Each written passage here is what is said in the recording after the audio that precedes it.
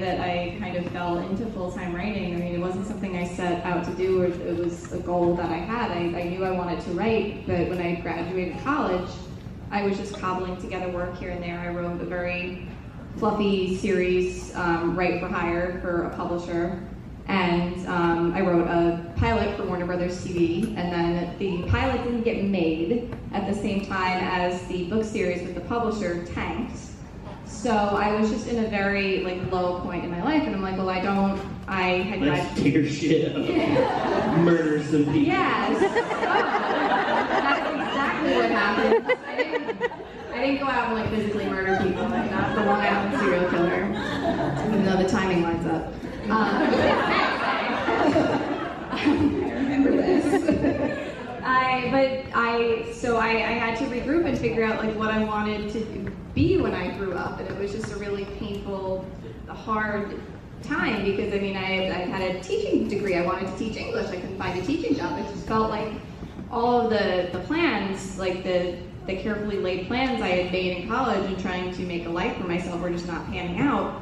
So I sat down and wrote a proposal for a book idea to send to my agent, maybe I'll try to sell a book to a publisher, even though that first series tanked. I had a bad experience with that publisher. My debut publishing experience was not a good one. Maybe I'll try again and try under my real name now.